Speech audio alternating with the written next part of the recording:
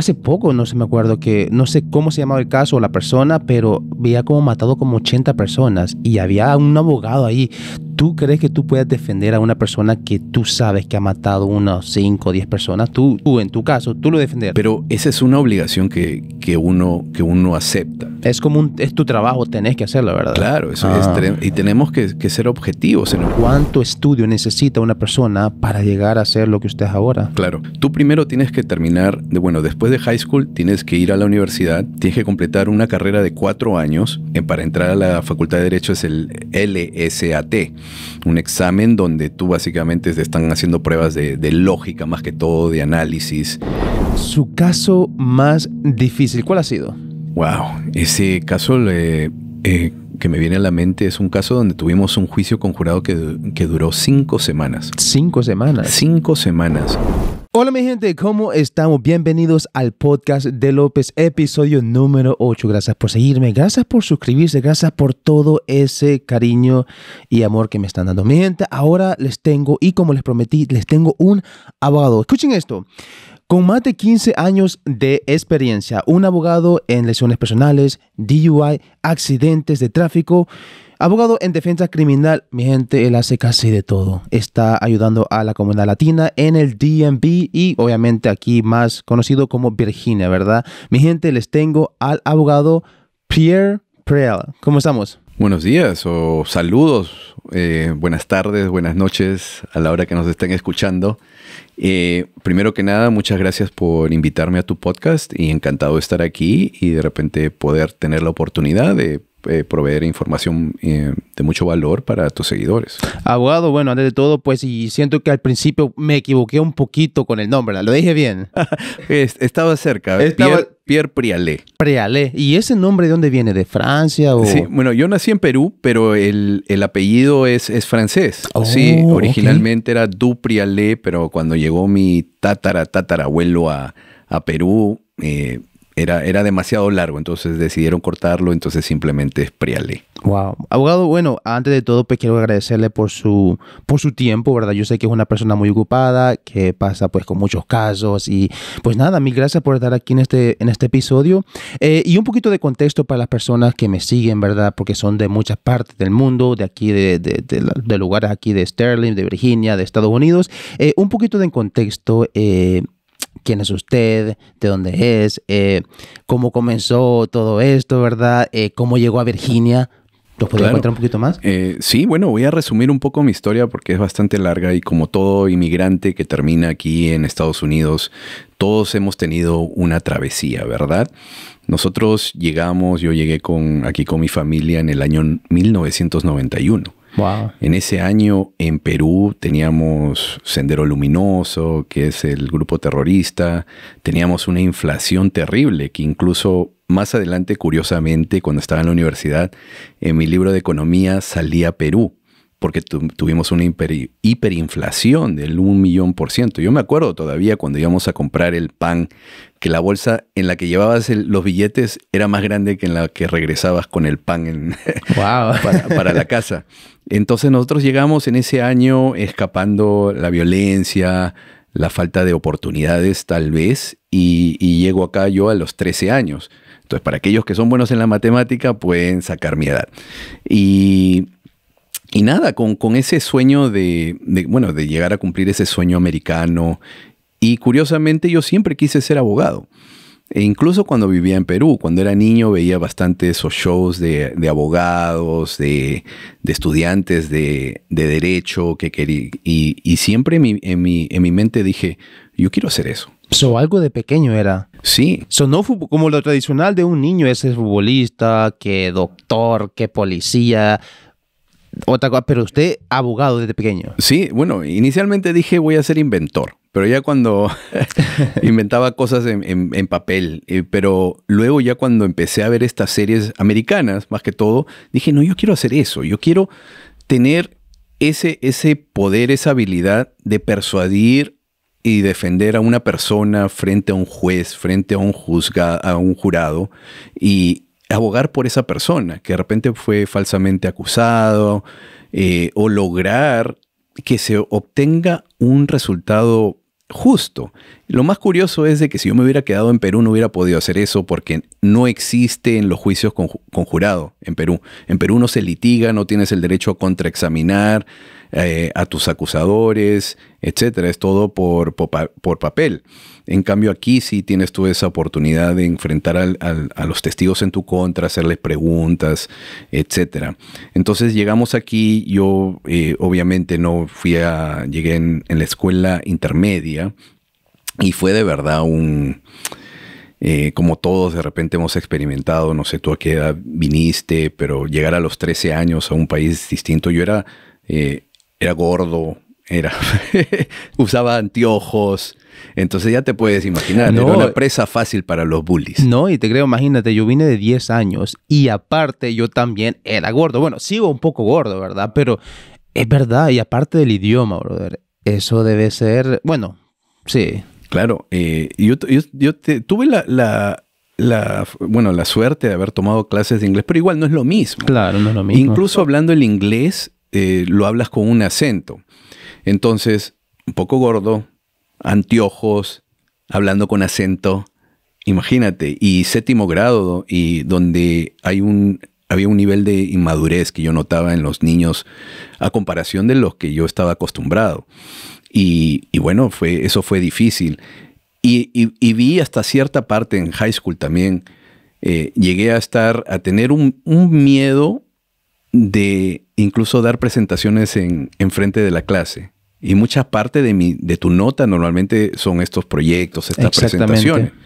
Entonces, cierta parte de mí estaba viendo mi sueño frustrado. Porque imagínate, si no puedes presentar un papel, hacer un trabajo frente a tus clases, ¿cómo puedes defender a alguien? Entonces, yo entre el 9º y el 10º grado fue que yo hago un cambio radical porque veo que mis notas están fallando. Entonces yo dije, no, yo tengo que... Al diablo el resto, mis padres se han sacrificado, han dejado todo atrás para darme esta oportunidad. Y es mucho que hacen las familias latinas. No somos un caso único, sino que eso es lo que siempre ves. Tenemos esa posibilidad, esa dedicación a la familia, a nuestros hijos, donde tú estás dispuesto a sacrificarte, hacer trabajos difíciles, duros, trabajar largas horas, para que tus hijos puedan tener esa oportunidad de lograr sus sueños. Básicamente, incluso si tú tienes que renunciar a tus sueños para que tus hijos lo puedan hacer. Entonces yo dije, no puedo seguir haciendo esto. ¿Cuál es el miedo que yo tengo de hablar en frente del público? ¿Y por qué me va a importar? Estas personas no me alimentan, claro. Exacto. No me van a pagar a mí mi sueldo, mi renta, etcétera. Entonces, enfrenté ese miedo y logré, imagínate, yo siempre me pongo a pensar, cómo un niño que tenía miedo de dar presentaciones en inglés, por ese miedo a que se burlen, y llegar a un nivel de ser abogado defensor, litigando, argumentando a favor de mis clientes, enfrente de un juez, enfrente de 12 personas que van a decidir el futuro de esa persona que está al lado mío. Sí. Ahora, una pregunta, ¿verdad? Para las personas que también posiblemente están comenzando y quieren ser algo similar a usted, que quieren ser abogado, ¿verdad? ¿Cómo es el proceso o cuánto estudio necesita una persona para llegar a ser lo que usted es ahora? Claro. A diferencia de cómo son las universidades o esta carrera en nuestros países, tú primero tienes que terminar, después de high school, tienes que ir a la universidad, tienes que completar una carrera de 4 años y luego dar un examen de admisión. Un examen básicamente que es como el SATs, que para entrar a la universidad, sí. Entonces para entrar a la Facultad de Derecho es el LSAT, un examen donde tú básicamente te están haciendo pruebas de lógica más que todo, de análisis, y luego eso es parte de tu aplicación, porque luego tienes que aplicar y ser admitido a esa universidad, a la Facultad de Derecho, y esos son 3 años. Y después de esos 3 años, si tú quieres quieres ejercer en algún tribunal, tienes tú que sacar la licencia, que significa que tienes tú que pasar lo que llaman el examen de la barra. Yo tomé el examen de Virginia. Después de mi graduación, yo pasé 3 meses básicamente encerrado en la biblioteca, en mi casa, estudiando para poder tomar este examen de 2 días para posiblemente pasarla y sacar la licencia, y felizmente lo pude hacer. Eso no es tan fácil eso, ¿eh? No, es difícil. Mucha gente no pasa. Sí. No, me imagino, ahorita, ¿verdad? No sé cuánto tiempo tiene ya como abogado, o tiene, ¿se acuerda todavía? No soy tan bueno, viejo. Aparte de 5, bueno, tiene 15 años, ¿verdad? Ya. Yo me gradué en el 2006, entonces ya tengo 18 años ejerciendo, sí. Y si no me equivoco, también tienes hasta tu firma, ya de todo. Sí, entonces si quieres podemos empezar a hablar de mi carrera profesional. Mi primer trabajo como abogado fue de defensor público en la ciudad de Alexandria. Uno de los mejores trabajos que yo pude haber tenido, porque fue una oportunidad. Estás básicamente en corte todos los días. Tienes 20 casos, 30 casos diarios. Y yo me acuerdo, yo trabajaba bastante. Yo no salía de la oficina hasta de repente después de las 8. Iba también a trabajar los fines de semana. Y era uno de esos trabajos que de repente es poco remunerado económicamente. Y luego te estás haciendo lo mejor por tu cliente, pero muchas personas no aprecian ese servicio. ¿Y por qué? Porque el defensor público es la persona que defiende a las personas de bajos recursos, a personas que no están trabajando o que no pueden pagar su propio abogado cuando están enfrentando la posibilidad de cárcel. Entonces, muchas veces no aprecian el trabajo que uno lo está haciendo porque no les está costando. Claro. Ahora, abogado, tengo una pregunta un poco rara, ¿verdad? Yo sé que usted ha defendido a muchas personas, pero ¿cómo usted lidia, verdad, personalmente, cuando una persona sabe que él es culpable, pero cómo usted lo defiende a una persona de esas? Bueno, entre colegas nosotros siempre decimos que es más difícil representar a una persona que es inocente, porque sientes mucho más presión. Exacto. Para que esa persona salga libre. Mientras nosotros, el trabajo del abogado defensor, yo lo veo de esta manera. Nuestro trabajo no es que una persona salga libre. Nuestro trabajo es asegurarnos de que reciba un resultado justo. Y también lo otro es de que el trabajo que nosotros hacemos es muy importante. O sea, recibimos muchos comentarios negativos de personas que dicen cómo puedes representar a homicidas, cómo puedes representar a conductores borrachos, cómo puedes defender a personas que le pegan a su mujer, personas que venden drogas, etc. Nosotros estamos defendiendo los derechos de posiblemente personas culpables, en su mayoría. Hay que ser honestos. Pero al defender los derechos de las personas que pueden ser culpables, estamos defendiendo también los derechos de las personas inocentes. Sí. Porque ponte a pensar, ¿qué pasaría si fuera fácil que a una persona se le encuentre culpable? Estamos hablando de repente de lo que ocurría aquí anteriormente, que eran básicamente que agarraban a la persona, normalmente era una minoría, y se le acusaba de un delito, un homicidio, se le interrogaba toda la noche, muchas veces de repente con actos de violencia hasta que la persona diera una admisión falsa. Entonces nosotros lo que nos aseguramos es de que, revisamos la evidencia. ¿Qué no hizo bien la policía? ¿Qué pasos le faltó? ¿Qué derechos violó de una persona que está siendo acusada por un delito, donde el estándar tiene que ser bastante alto, porque estamos hablando de la libertad de una persona? Entonces, no solo estamos en el momento que nosotros defendemos al culpable, estamos evitando de que a ti o a otras personas que de repente puedan ser falsamente acusados, porque los policías van a saber, tenemos que tener la evidencia necesaria para que se le pueda encontrar culpable a esta persona, más allá de cualquier duda razonable, que es el estándar normal para que a una persona se le pueda encontrar culpable de un delito. Lo otro también que tenemos que medir es un resultado justo.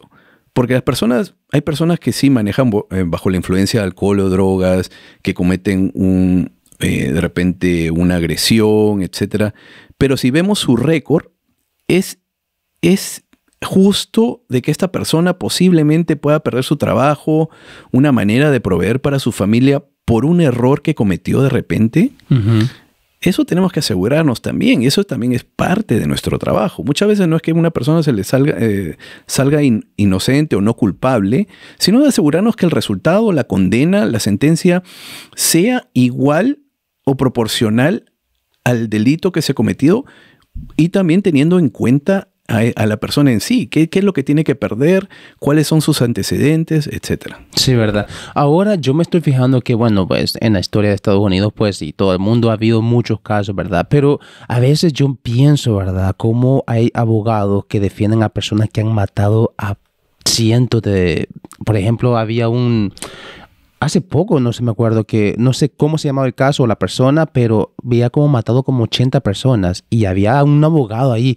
¿Tú crees que tú puedes defender a una persona que tú sabes que ha matado unas 5 o 10 personas? Tú, en tu caso, ¿tú lo defenderás? Bueno, nosotros hemos defendido casos difíciles, hemos representado personas que han recibido atención en los periódicos, en las noticias, etcétera.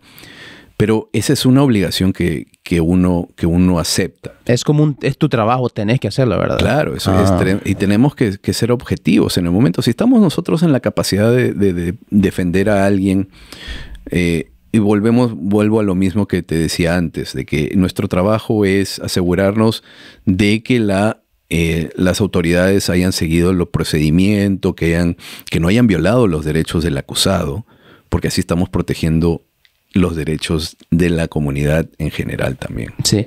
Ahora, abogado, mi familia y amigos, la mayoría son bolos, ¿ok? ¿Qué pasa si uno de esas personas, bueno, que ha habido bastante, ¿verdad?, ha sido condenado por DUI? ¿Cuáles son las consecuencias? Bueno, para las personas que aún no les ha pasado. Claro. Bueno, el DUI es una de esas ofensas que todos los estados son muy, muy estrictos cuando están enforzando las leyes de DUI. ¿Por qué? O de manejar bajo la influencia de alcohol o drogas. Porque normalmente si estás manejando bajo la influencia de alcohol o drogas, tus sentidos son afectados, no tienes la misma rapidez para reaccionar. Si, digamos, se te sale un peatón enfrente tuyo, si para el tráfico repentinamente. En Virginia, las consecuencias de un DUI es un delito menor, categoría 1, es el delito menor más alto que hay. La pena posible es hasta 12 meses de cárcel o una multa de $2,500. Y también hay suspensión mandatoria de tu licencia por todo un año. Okay. Y los gastos que ocurren después, porque te van a pedir que tengas un seguro de alto riesgo por 4 años, que si quieres pedir una licencia restringida, que eso es a discreción del juez. Durante este periodo de suspensión te van a pedir de que tengas la popular bombita, la máquina donde tienes que soplar y que detecta si hay alcohol o no en tu sistema. Eso no vale la pena, ¿verdad? No vale la pena. Y por eso normalmente el consejo principal que nosotros damos es, si vas a tomar, por favor, no manejes. Y si llegas a un lugar y no pensabas tomar, pero lo haces, yo digo, deja tu auto. Deja tu auto, toma un Uber, tómate un taxi, pide a alguien que te pase a buscar.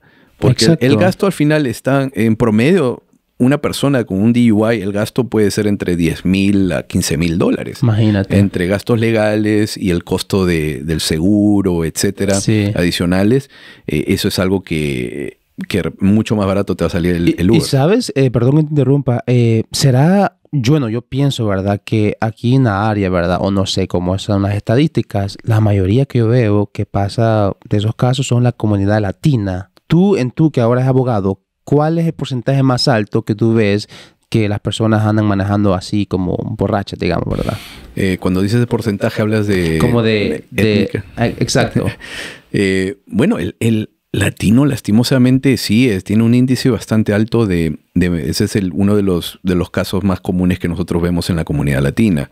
Lastimosamente es manejar bajo la influencia del alcohol, manejar sin licencia y también casos de violencia doméstica. Eso es uno de los cargos más comunes que nosotros vemos. Imagínate. Ahora, bueno, digamos, ¿verdad? Yo tengo un DUI. ¿Qué pasa si otra vez la policía me para teniendo un DUI ya, pues, del pasado, ¿verdad? ¿Qué pasa si te para segunda vez y tercera vez? ¿Cuáles son las consecuencias? Bueno, segunda vez, si es una segunda ofensa, el castigo máximo es igual que un primero, hasta 12 meses de cárcel o una multa de hasta $2,500, pero la suspensión de tu licencia ahora es de 3 años. Wow. Y puedes pedir, dependiendo de cuánto tiempo antes ocurrió el primer DUI, va a depender cuándo puedes incluso solicitar una licencia restringida. Si es entre 5 años, tienes que esperarte hasta un año. O sea, vas a ser un año sin manejar. Que eso ya estamos hablando de que es una necesidad para muchos de nosotros, especialmente en un área como esta, en el DMV, donde necesitas el auto para todo, para ir de compras, para ir a trabajar. Para todo. Claro, y muchos de los trabajos que nuestra comunidad toma son trabajos, digamos, de construcción donde tienes tú que llegar temprano. Y no a esa hora normalmente no hay transporte público. Pero si es segunda vez, abogado, ¿no va preso uno o tercera vez? Sí, ya estamos hablando de cárcel mandatoria. Sí. En el primero hay cárcel mandatoria obligatoria dependiendo de tu nivel de alcohol. Punto 15 en adelante, ya por lo menos 5 días o 10 días dependiendo de tu nivel de alcohol en una primera ofensa. Ya por la segunda ofensa depende. Porque si es de la primera ofensa fue de 5 a 10 años antes, estamos hablando de 10 días mandatorios. Si fue dentro de los 5 años son 20 días, más tiempo adicional dependiendo de tu nivel de alcohol. Entonces puede pasar, digamos, hasta 40, 60 días por un segundo DUI. Wow. Un tercer DUI ya viene a ser una felonía, un delito agravado, donde ya la pena es de hasta 5 años de prisión. Te van a suspender indefinidamente tu licencia. Eso significa sí. Y normalmente cuando te suspenden la licencia indefinidamente, vas a tener que esperar por lo menos 5 años para poder hacer una solicitud para una licencia restringida. Ojo. Y normalmente esa petición incluye una entrevista con oficiales de probatoria de ASAP que le llaman, donde si tú dices que has bebido dentro de los últimos 2 años, ya sea en un bautizo, en un matrimonio, no te van a dar la recomendación para una licencia restringida. Entonces tienes que estar completamente sobrio. Ahora, abogado, yo sé que es algo bien común, ¿verdad? Bueno, en mi caso, porque y esto pasa mucho en la comunidad latina, ¿verdad? Uh-huh.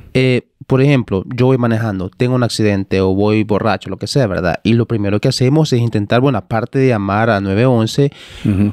siempre es recomendable pues tener un número de un abogado. Ahora, en su caso, ¿qué es lo que usted provee a las personas que lo contactan a ustedes para poder ayudarlos? Bueno, una vez que ocurre el caso, la persona es arrestada, etcétera, normalmente nos van a contactar y nosotros vamos a darle una evaluación de su caso completamente gratis. Vamos a evaluar qué defensas podemos tener. Nuestro trabajo esencialmente es pedir a la fiscalía que nos envíe lo que le llaman discovery, o es la evidencia que ellos piensan usar en contra de nuestro cliente. Okay. Y evaluando esa evidencia nosotros podemos preparar defensas, podemos dejarle saber podemos negociar con el fiscal también diferentes resultados basado de repente que no hicieron algo bien, no hicieron una prueba bien. En nuestro caso, una de las cosas que nosotros, especialmente en nuestra comunidad que no habla inglés, tenemos que asegurarnos de que en el momento que le estaban dando las pruebas o la comunicación que hubo entre nuestro cliente y el policía, que el cliente haya entendido las instrucciones del policía. Entonces podemos usar eso también a nuestro favor. Ah, ok. Bueno, ahora, yo sé que recibe usted demasiados casos, ¿verdad? Pero unos casos en específico, por ejemplo, no sé si es DUI o personas sin documentos, sin licencia, ¿cuáles son los casos que más le llegan a su firma? Claro, bueno, casos de DUI, como te había mencionado, no licencia, a pesar de que es increíble que todavía a estas alturas estemos recibiendo este tipo de casos, porque ahora ya DC, Maryland y Virginia ofrecen licencias a las personas indocumentadas. De repente algunos de ellos no lo pueden hacer porque tienen que esperar que le llegue el Tax ID, la carta del IRS y tener la documentación o haber vivido lo suficiente tiempo para poder llevar pruebas de que están viviendo en Virginia. Okay. Y de repente se puede hacer la demora. No licencia, reckless driving, vemos bastante también, actos de velocidad. ¿En serio? Eso es cuando manejas más de 20 millas o más de 85 millas, sin importar cuál es el límite. Y bueno, accidentes. Y otra cosa que es importante, y yo creo que es importante para la comunidad, he visto bastante casos de choque y fuga, por ejemplo. Que le pegan y ¡pum! Y se van. Claro. Este fin de semana alguien me llamó y también diciendo, mira, tuve un accidente, estaba manejando borracho, me accidenté y me fui. Híjole. Y la policía llegó. Entonces, muchas personas no saben. En el momento que tú tienes un accidente, lo mejor que puedes hacer, tienes una obligación de quedarte. Uh-huh. Si te vas, estás enfrentando posiblemente hasta un delito agravado, una felonía, que puede ser hasta 10 años de prisión. Wow. Solo por haberte ido de la escena del accidente. Entonces es mucho mejor quedarte, asumir el cargo que tengas que asumir por manejar sin licencia, reckless driving o lo que sea, porque el caso de choque y fuga es mucho más serio y muchas cortes lo ven como algo también como un agravante y te van a querer castigar para dar un ejemplo a otras personas. Ok, ahora abogado, bueno, yo sé que, bueno, ya te dijo que usted recibe pues muchos diferentes casos, ¿verdad? El costo, ¿verdad? Porque muchas personas a veces dicen, que un abogado, no sé qué, que es muy caro o me va a robar. ¿Qué opina de esas personas que tienen ese pensamiento o esa mentalidad que que en base que un abogado es caro? Porque siempre dicen, un abogado, caro. Y es como todo, ¿verdad? Cuando tú estás evaluando algo que es caro, un tipo de protección. Entonces la pregunta ¿es caro comparado a qué? ¿Comparado a qué? ¿A tener un abogado barato que no va a pelear por ti? ¿Cuál es el...? Entonces, cuando estás escogiendo un abogado, yo siempre le digo a las personas, yo tomaría esa decisión, no estoy viendo el costo, sino el valor. Tú tienes que ver cuál es el valor que vas a recibir de contratar a un abogado que tiene experiencia en este tipo de casos, que se especializa en este tipo de casos, versus lo que puedes perder, ¿verdad? Y muchas personas, lastimosamente, si no lo saben, es importante que lo sepan, de que si no eres ciudadano americano, ciertos delitos van a afectar tu posibilidad de mantener tu estatus o de poder hacer un ajuste de estatus más adelante. Entonces, la comunidad latina, ¿verdad?, que tiene mucho que perder. Si se te encuentra culpable de un delito agravado, incluso ahora, por ley te tienen que derivar a inmigración, tienen que llamar a inmigración. Entonces, yo diría, y lastimosamente que nuestra comunidad también se deja influenciar mucho por lo que dicen los amigos. Entonces llegan a mí y me dicen, no, que mi amigo me dijo que tuvo un caso como el mío y que no le costó tanto, o que no le pasó nada, o que no necesitaba abogado. Bueno, cada caso es distinto. Exacto. Entonces depende de cuál es el resultado que tú quieras obtener. Claro, obviamente siempre vas a tener tú la opción de ir solo, pero ¿por qué tomar ese riesgo cuando tienes mucho que perder? A veces no vale la pena, ¿verdad? Ahora yo estoy viendo, ¿verdad? Por alguna razón, la comunidad latina, ¿verdad? Hasta algunos amigos tienen una mentalidad que siempre dicen, un abogado es que me va a robar. ¿Por qué las personas piensan que los abogados, ¿verdad? Piensan que les va a robar. Es increíble. Esa es una falta de repente de confianza que hay, y por eso que nosotros estamos poniendo contenido gratis, que la gente puede consumir en todas nuestras redes sociales, informándolos de cuáles son sus derechos, cuáles son sus obligaciones, cuáles son las consecuencias. Y es más, en nuestras consultas nosotros no te vamos a obligar a que nos contrates, simplemente te queremos informar de cuáles son tus derechos y cómo, y si te podemos ayudar o no. Eso es lo principal. Pero es algo muy curioso, eso de no sé de dónde nace esa desconfianza. Bueno, creo que sí sé. Es que lastimosamente... ¿O será que somos tacaños nosotros? No. Ahora que me pongo a pensar, yo creo que ocurre. ¿Por qué? Porque lastimosamente la comunidad latina no ha estado bien representada históricamente. ¿Verdad? Y eso yo te puedo decir porque cuando yo era defensor público hace ya más de 15 años, yo veía personas de habla hispana que no se podían comunicar incluso con el abogado. Yo he tenido personas que me han llamado, me querían hacer la consulta y de repente decidieron irse con el abogado de oficio o un abogado más barato, y luego me llamaban de la cárcel. Wow. Y me llamaban de la cárcel no para arrepentirse o para pedir que los ayuden en la apelación, sino me llamaban para preguntarme ¿qué pasó? ¿Y eso por qué? ¿Qué pasó en la corte? Ahora estoy en la cárcel. ¿Me puede decir qué pasó? Entonces, es que sí, yo he visto eso. La falta de comunicación. Que hay abogados que de repente se frustran en el tener que explicar al hispano en español o con un traductor lo que está ocurriendo. Y eso para mí es una falla grave de los abogados, porque por pocos pagamos todos. Sí. Pero nosotros por eso, la mayoría de todo mi personal casi habla español y nos aseguramos de que el cliente entienda qué es lo que está ocurriendo y que tome una decisión inteligente de si quiere aceptar un acuerdo o no, y siempre decirle, tú tienes el derecho de ir a juicio. Ese derecho tú nunca lo pierdes y tú eres el que manda. Pero yo creo que esa desconfianza viene de abogados que antiguamente simplemente querían ganarse el billete Fácil. fácilmente, rápidamente, y lo declaraban culpable a sus clientes. Antiguamente también yo veía a los abogados de accidentes que salían, este abogado en particular ya no está vivo, pero era muy popular por el nombre, se había hecho muy popular por todo el marketing, todo lo que había hecho, toda la publicidad.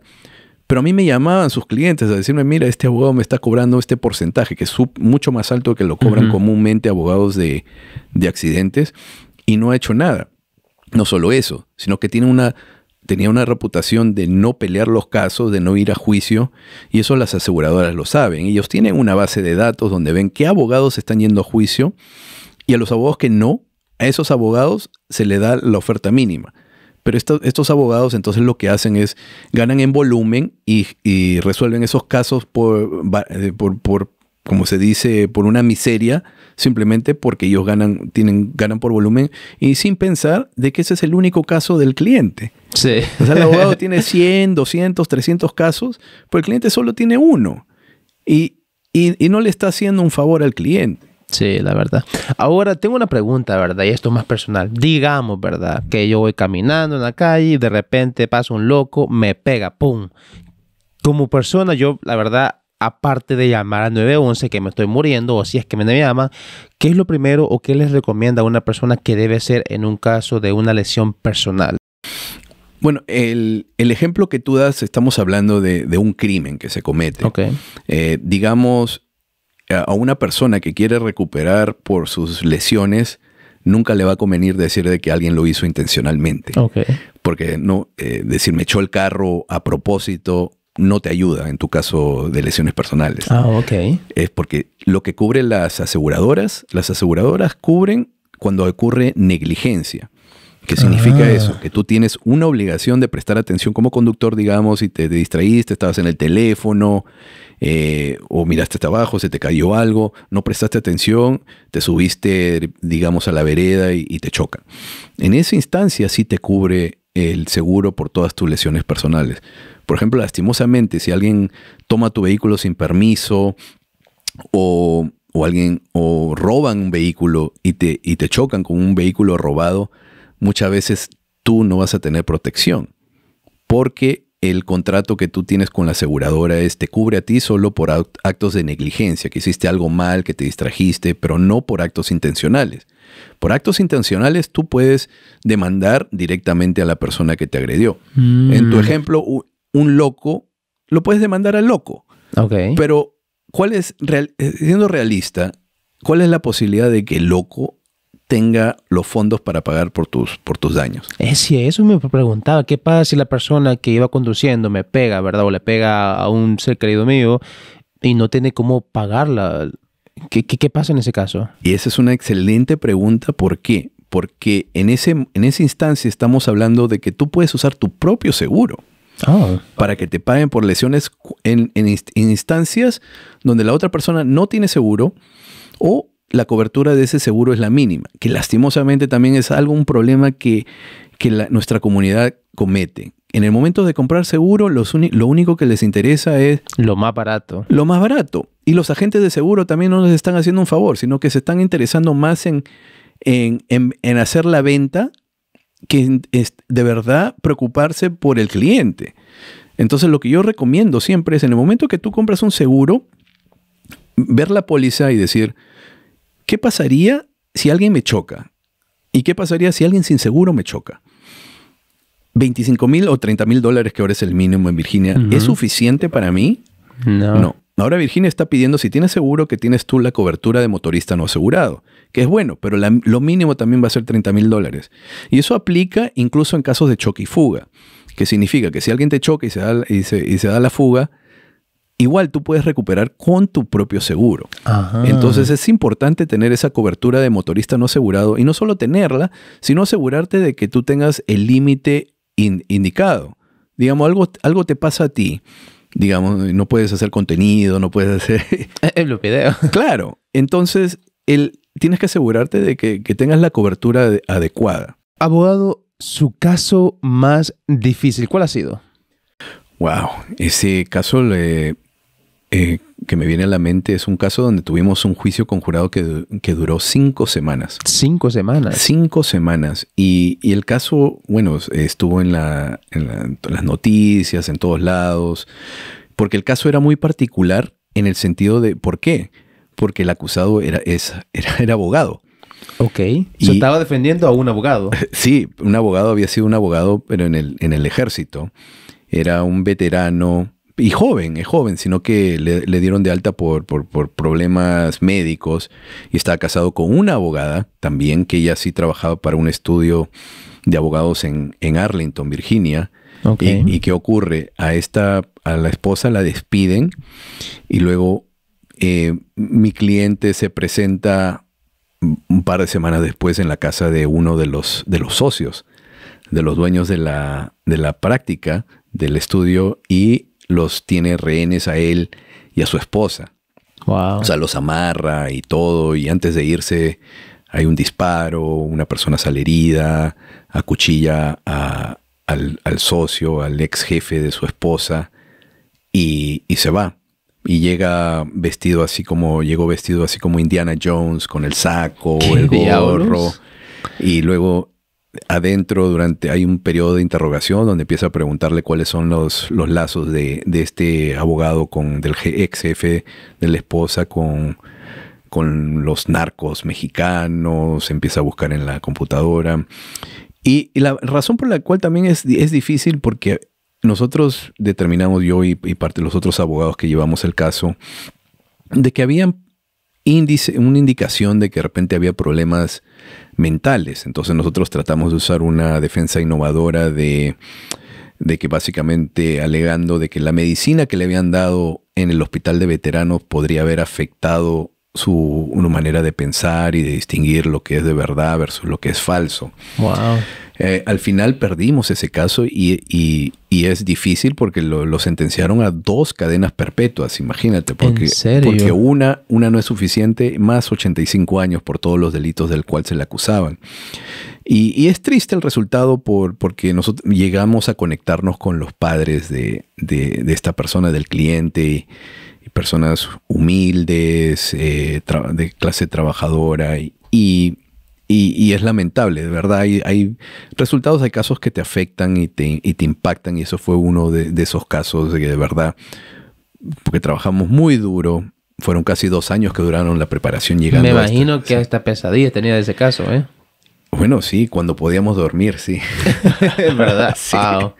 No, muy difícil. Ahora, abogado, una pregunta, ¿verdad? Digamos, ¿verdad? Que usted se ha echado unas copitas, una cervecita, ¿verdad?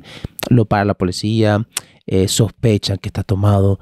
¿Algún consejo que usted diera? O sea, ¿a alguna persona le pasa eso? Claro, bueno, primero que nada que no haría eso, ¿no? Porque el consejo que siempre doy es: si vas a tomar, no manejes. Pero lo que yo haría, el consejo que nosotros damos siempre a alguien que es detenido por sospecha de DUI, porque primero que nada que el policía no te para por eso, te para por velocidad, te pasaste una luz, exacto, etcétera, y está investigando esa ofensa. Hay que asegurarse que las personas tienen que saber que tienen un derecho que es contra la autoincriminación. ¿Qué significa? Si a mí me parara la policía y por velocidad, etcétera, primero que nada, uno tiene la obligación de identificarte, de darle identificación al policía. Entonces, si me pide mi licencia y registración, aquí está, señor policía, ¿cómo está? ¿Has tomado? Disculpe, señor policía, no voy a responder esas preguntas, al menos que tenga mi abogado presente. ¿Ok? Entonces, ¿puede bajarse del auto? ¿Me está ordenando que baje el auto? Sí, ok. Entonces, con mucho gusto, me bajo del auto. Hay que hacerle caso a las órdenes del policía, no discutir. Luego, el policía, parte de su entrenamiento es, quiero asegurarme que estás bien para manejar. Eso es lo que siempre dicen. Ok. ¿Le molestaría hacer una prueba de sobriedad para asegurarnos que puede manejar bien? Entonces, mi respuesta sería, no, disculpen, no las voy a hacer. Okay. ¿Por qué? Porque son voluntarias. Muchas personas piensan de que eso son obligatorias. Y no, son voluntarias y esencialmente si tú haces esas pruebas, le estás dando evidencia adicional de que sí estás manejando bajo la influencia del alcohol y va a ser usado en tu contra cuando tengas que presentarte en la corte. Okay. Luego te van a decir, ¿puedes soplar en esta maquinita? Y la respuesta va a ser no. No voy a soplar en esa maquinita. Pero normalmente porque yo a veces miro video, ¿verdad? Y la gente cuando dice que no, que de repente como hasta lo arrestan. ¿Eso es un caso diferente? Sí, sí. Y eso es normal. Muchas personas también dicen, no, que esos son consejos malos. No, todas esas pruebas en la carretera son voluntarias. Que significa que tú no tienes ninguna obligación de hacerlas. No tienes ninguna obligación de decirle al oficial de dónde vienes, a dónde vas. No tienes ninguna obligación de decirle si has tomado o no has tomado bebidas alcohólicas. Lo que sí, técnicamente, la ley de Virginia y de muchos estados es, una vez que eres arrestado, cuando llegas a la estación y te preguntan, te dicen que tienes que soplar, esa prueba sí técnicamente es mandatoria. Okay. En el sentido de que si no la haces, se te puede acusar de un caso, de una ofensa civil. Si es tu primera ofensa de DUI, de una ofensa civil de rehusarte a soplar, y la pena en ese caso es una pena civil. Suspensión de tu licencia de 12 meses. Ahora, la interrogante es, si tú sabes que estás bien tomado, ¿soplas o no soplas? Porque por un lado, hemos mencionado anteriormente, te mencioné de que hay cárcel mandatoria dependiendo de tu nivel de alcohol. Entonces, en la estación tú tienes que tomar una decisión. O sea, yo no te puedo decir quiebra la ley y no soples. No puedo hacer eso.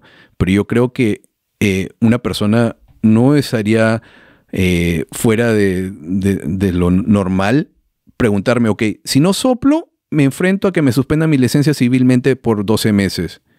Pero si soplo y he tomado bastante, yo sé que he tomado bastante y voy a soplar sobre punto 15, me estoy enfrentando a 5 o 10 días de cárcel.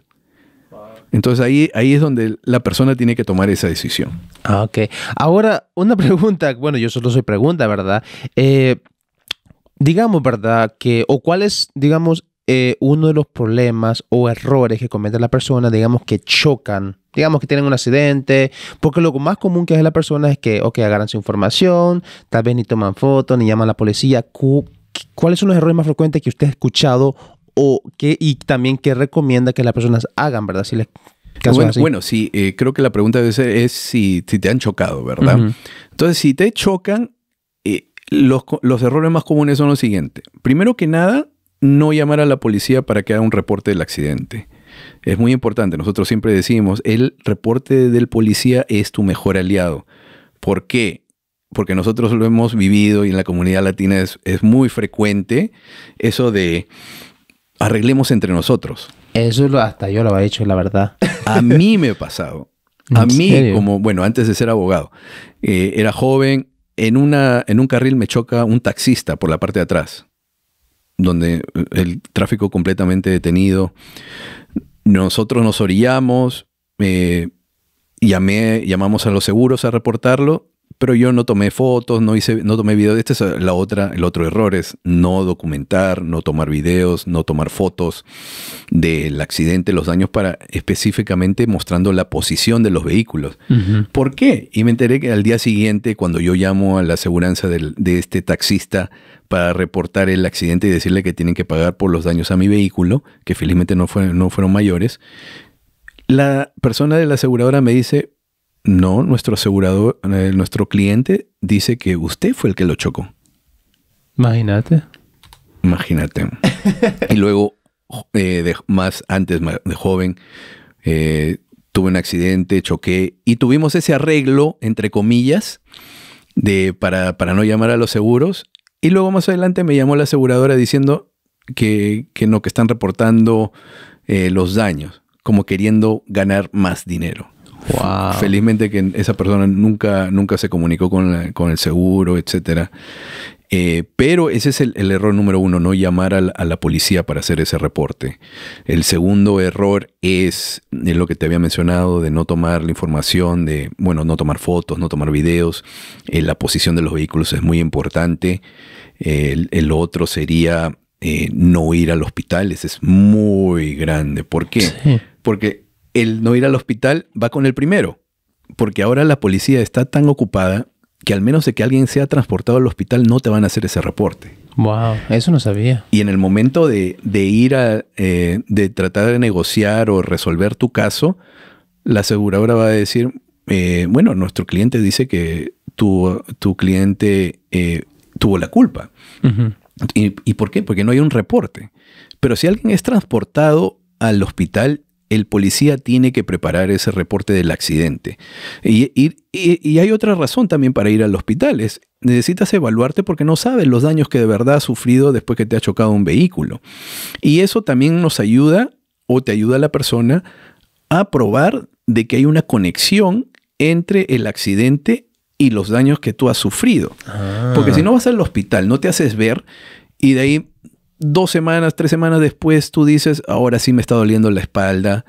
Entonces la aseguradora, ¿de qué se agarra? Se agarra de que, bueno, entonces ¿cómo sabemos que esto es relacionado al accidente? Te pudo haber pasado un montón de cosas después del accidente y por eso te está doliendo la espalda. De repente has movido algo pesado, etc. Entonces ya se complica el caso. Entonces, y muchas personas también, y el otro error es hablar directamente con la aseguradora de la otra persona. ¿Por qué? Porque te están grabando. ¿Y qué es lo que te preguntan? ¿Cómo te sientes? No, me siento bien. No, es porque en el momento, con toda la adrenalina, etcétera, del accidente, claro, normalmente no sientes el dolor hasta más adelante. Exacto. Pero ellos ya te han grabado diciendo que estás bien. Y el otro también relacionado a esto es aceptar la oferta inicial de la aseguradora. Porque las aseguradoras ahora lo que están haciendo, están contactando a las víctimas de choques y le están ofreciendo una suma de dinero.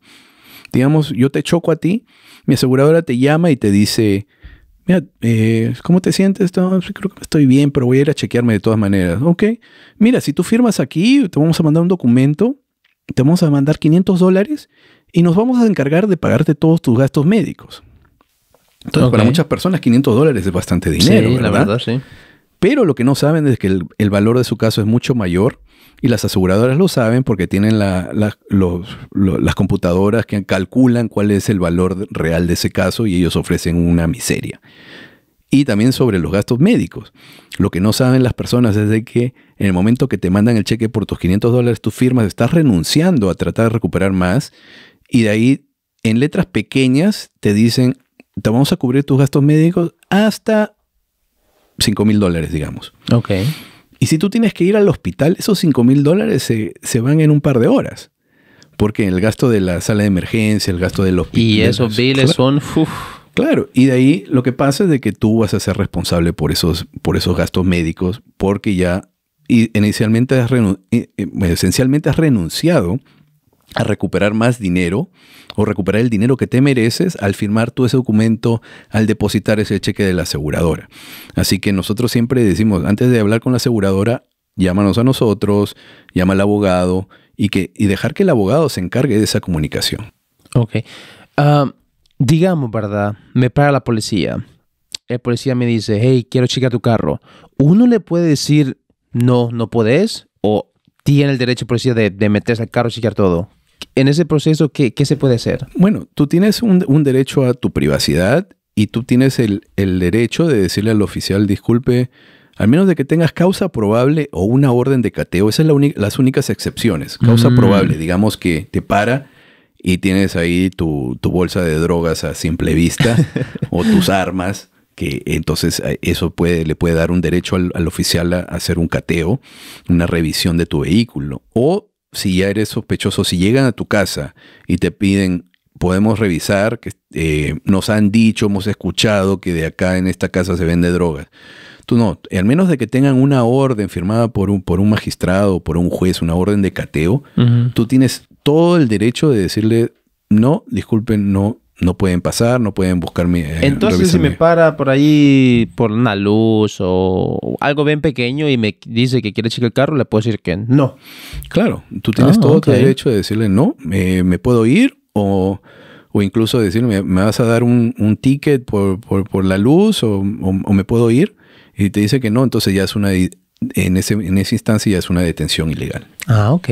Abogado, usted, ¿verdad? Aparte de Virginia, no sé si trabaja en Maryland o Washington o solo en Virginia trabaja. Para casos criminales estamos en el norte de Virginia, en casi todas las cortes del norte de Virginia. Para casos de lesiones personales, de accidentes, cubrimos todo el DMV. DC, todo DC, todo Maryland, todo Virginia. Ok, perfecto. Bueno, ¿alguna otra cosa que le gustaría decir? Sí, bueno, y es importante, para las áreas que cubrimos en DC, Maryland y Virginia de lesiones personales, muchas personas preguntan, en casos de accidentes, ¿cuánto le debo pagar al abogado? Y nosotros trabajamos en lo que se llama contingencia, que significa que es un porcentaje de lo que podemos recuperar a favor de nuestro cliente. Y eso lo recuperamos de la aseguradora, no del cliente. Entonces, del cliente, del bolsillo del cliente no sale absolutamente ni siquiera un centavo. Y ese es el problema. Todos dicen, quiero un abogado, es que está muy caro, que no sé qué, y no sabe que no tiene que pagar nada. Exacto. Y lo otro, la otra duda o la otra razón por la cual la persona en nuestra comunidad no buscan abogados es porque piensan que no tienen derecho a recuperar por su estatus migratorio. Y eso no es un impedimento. Eso son cosas apartes. Si tú has sido víctima en un accidente, tú tienes derecho a ser compensado y no tiene nada que ver si eres o no eres ciudadano, si tienes o no tienes estatus migratorio legal. Tú tienes derechos. Como nosotros siempre decimos, con o sin papeles tienes derechos. Nosotros hemos representado personas incluso que no tenían licencia. Wow. O sea, que técnicamente estaban manejando ilegalmente, pero el hecho de que la otra persona lo choca y fue la culpa de la otra persona, les da a ellos el derecho a recuperar por todos sus daños. Pérdida de tiempo de trabajo, gastos médicos, incluso no solo por sus daños físicos, sino también daños emocionales. Y eso también es donde podemos recuperar mucho dinero a favor de nuestros clientes. Wow, así que ya saben, si no importa si tiene o tiene documentos, no importan, siempre tienen la opción de recuperar algo, ¿verdad? Así es. Claro. Wow, ok, muchas gracias. Bueno, mi gente, creo que me había contado que me tenía como un medio regalito. Sí, acá tengo una media sorpresa. Acá te tengo un gift box para ti. Bueno, muchas gracias. Voy a hacer el unboxing aquí en vivo, ganamos.com. Perfecto. Bien decorado, Así para que lo vea. Mira. ¿Un suéter o camisa? Es un hoodie. Un hoodie. Ahí está. Ok, lo voy a abrir aquí para que lo vea. Para ver si es cierto. Ahí está. Vale. Está con todo. Está bonito, fíjate. Ahí está, ganamos.com. Muchas gracias. A ver qué. No, hay más cosas. Sí. Esto es bien importante, más en estos climas, en estas temperaturas, de alergias. Sí, o después de darle la mano al abogado. ¿Y esto? Ahí es está. como un termo, Sí, para tu café. Para el cafecito. Café de la mañana. ¿Y esto qué es? ¿Esto es también para café o agua helada? ¿Para ir a correr? Sí, el hermano mayor del otro. Ese, ahí puedes poner tu agüita o tu bebida favorita. Oye, no es cualquier producto, Esto es de alta calidad. It ain't no joke. Damn. Aquí hay bastantes cosas. Una libretilla. Esto se lo necesito. Es tu diario para que pongas ahí, escribas todas tus ideas brillantes. Los tips de tutoriales. Claro, todos los López tips. Y de ahí vendes el libro. Ok, ¿esto qué es? Es para el cell phone. Para el teléfono. Para poner tarjetas. Ahí puedes poner tu tarjeta de crédito o la tarjeta de tu abogado preferido. Y esto es para poner ahí tu tarjeta de seguro, registración, etc. Esta cosa tiene... Es un paquete ya hasta casi familiar. Otra camisa, Esta sí tengo que ver, a ver. Muchas gracias, No, y este paquete se lo das a cualquier persona o yo por ser especial. Todas las personas especiales y eso es unos paquetes que estamos empezando a repartir también con nuestros los aliados que tenemos. Ahí está, ganamos.com. Y buena tela, no tela cualquiera. Claro. Un lapicerito. Muchas gracias. La verdad, pues está para sticker para refri. Sí. Ok, perfecto. Muchas gracias, la verdad, pues lo aprecio muchísimo, ¿Alguna otra cosa que decir a mi público? No, que es importante que confíen en los abogados. Estamos aquí para ayudar y proveer un servicio. Y en el peor de los casos, nosotros las consultas las damos completamente gratis. Si tienen una duda, de repente no saben si es un caso que podemos tomar. Si no podemos tomarlo y conocemos a quién referirlo, lo vamos a hacer con mucho gusto. Pero es importante que sepan, nosotros estamos aquí para dar un servicio a la comunidad, tenemos ese compromiso. Claro. Yo lo tengo, especialmente por eso inicié mi firma. Estamos en nuestro 3er año con la meta de ayudar a todas las personas posibles en los casos que hemos mencionado, defensa criminal, lesiones, accidentes en el DMV. Y somos, de verdad, nos gustaría ser el abogado de confianza de ustedes. Hemos hablado de que personas que desconfían de muchos abogados por malas experiencias, pero nosotros queremos probar lo contrario, de que hay abogados honestos y dedicados al éxito de nuestros clientes, porque eso va a formar nuestra reputación también. Exactamente. Y queremos estar aquí por mucho tiempo. Y miren, toda la información de él y de su compañía la voy a dejar toda en la descripción y también les va a salir aquí en la parte de abajo el número de teléfono para que puedan llamar, ¿ok?